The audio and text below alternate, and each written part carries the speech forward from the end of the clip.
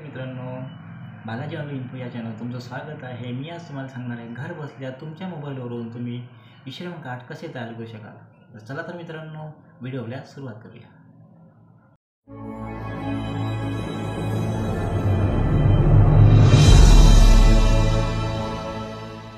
E-Shram card काढण्यासाठी तुम्हाला Google क्रोमवर जायचं आहे. गुगल क्रोमवर जाऊन तिथे तुम्हाला ई-श्रम असे सर्च करायचे आहे आणि तुमच्यासमोर असे डॅशबोर्ड ओपन होऊन जाणार. असे डॅशबोर्ड ओपन झाल्यानंतर तुम्हाला जो तुमचा आधार कार्डला लिंक असलेला मोबाईल नंबर तुम्हाला इथं टाकून घ्यायचा आहे आणि खाली तुम्हाला कॅप्चा दिसत आहे. तो कॅप्चा तुम्हाला त्या बॉक्समध्ये टाकायचा आहे.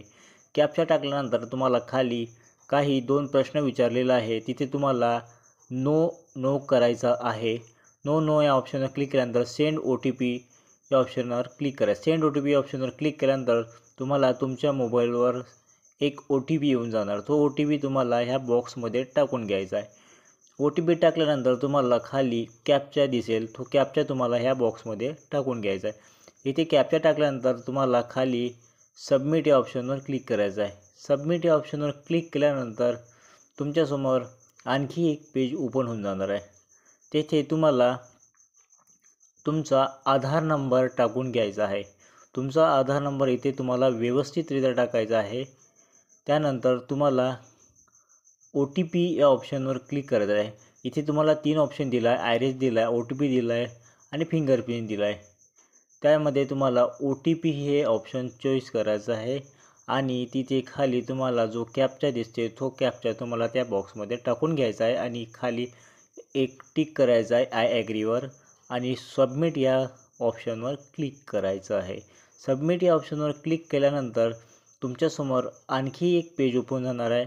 तिथे तुम्हाला तुमचा जो आधार कार्डवरची डिटेल आहे, जन्मतारीख आहे, जशीचं तशी इथे येऊन जाणार आहे आणि खाली तुम्हाला विचारलं आहे तुम्ही मॅरिड आहे की अनमॅरिड आहे, ते तुम्हाला इथं टाकून घ्यायचं आहे आणि साईडला फादर नेम, हजबंड नेम हे ऑप्शन दिलेलं आहे.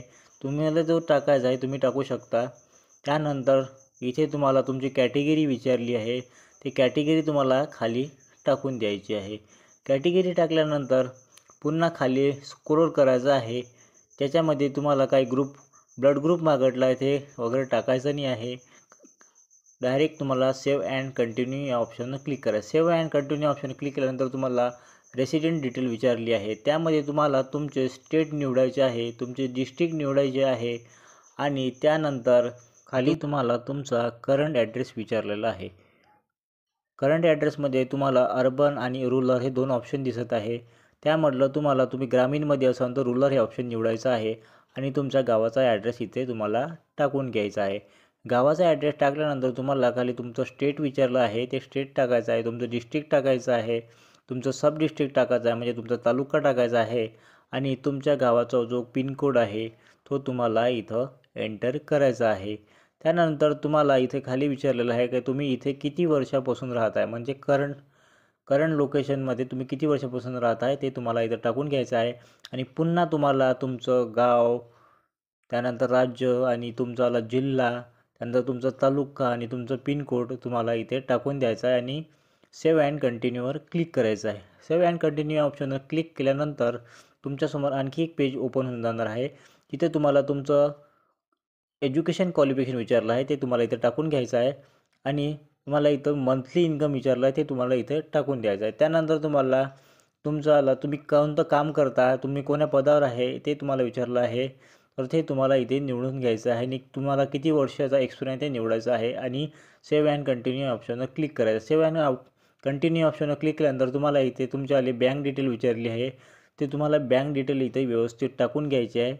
बँक डिटेल टाकल्यानंतर तुम्हाला पुन्हा खाली स्क्रोल करायचं आहे.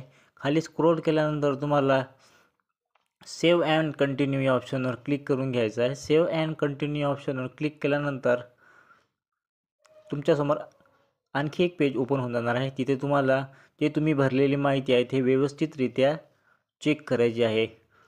त्यानंतर तुम्हाला खाली टिक करायचं आहे आणि सबमिट या ऑप्शनवर क्लिक करायचं आहे.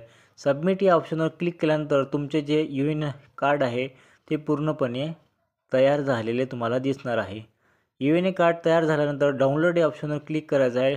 डाउनलोड या ऑप्शनवर क्लिक करून तुमचे जे UN कार्ड बनले आहे त्याची प्रिंट तुम्हाला काढून घ्यायची आहे. तर मित्रांनो, असेच नवनवीन व्हिडिओ पाहण्यासाठी माझ्या चॅनलला सबस्क्राईब करा, लाईक करा, शेअर करायला विसरू नका. असेच नवनवीन व्हिडिओ तुमच्यासमोर मी आणणार आहे. जय हिंद, जय महाराष्ट्र.